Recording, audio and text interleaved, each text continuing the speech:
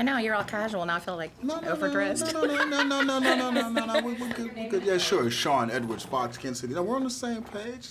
Congratulations. It takes work to look that good. No, it's not good. You look fantastic. It's great. It's a celebration. I'm very excited. It's a great time. Yeah.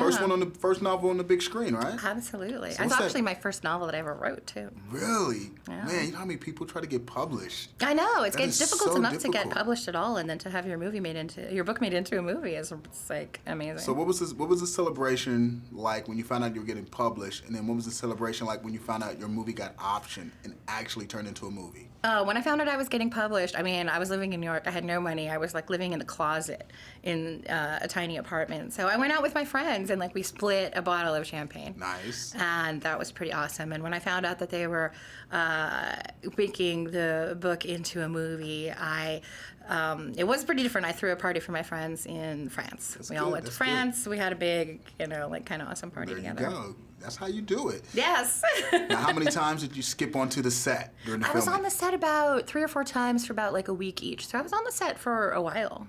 Good. Now, how much input did you have?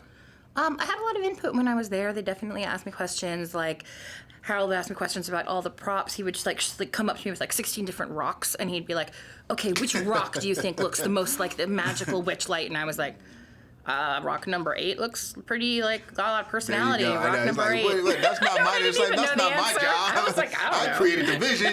You make it happen. I tried to pretend like I had like really authority, Now, when you were initially writing the story, like how many times were you rejected? How many publishers said we don't want this? We're not rolling with you. Well, what's kind of awesome about it? I mean, not that it's awesome. It was weird at the time. It was not fun at the time. But we sent it to about 8 publishers, and 4 publishers wanted it, 4 publishers didn't. But the ones that didn't said, you know what? Teenagers are not interested in reading about vampires and werewolves. Wow, they actually said that. Yeah, it was before Twilight. You should get that frame. I know, it was before Twilight. Get that frame. So they're just like, they don't want it. I know, it was amazing. So where did this idea come from? Like, where were you specifically? Were you in the kitchen and you just driving down the street? I was in a tattoo shop. Tattoo shop? Really? You getting inked up? I did not. What were you doing in a tattoo shop? Well, I had a friend who worked there, and she wanted to show me her art, so she was showing me her flash book, and I was really impressed by how cool her art was, and it was her art that inspired me with the idea of this race of superheroes for whom these magical tattoos were sort of the source of their power.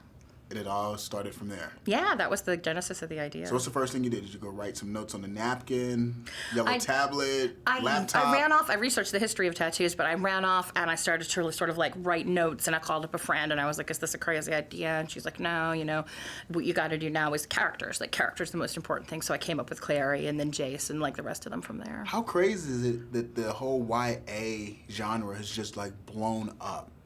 I think it's really cool because I think that, that time period in our lives, like when we're teenagers, when we're becoming adults, like when we're deciding who we want to be, is really relatable for everybody. And, that's why we love superhero origin stories. That's like, true. How did Spider-Man become Spider-Man? So it's all about becoming.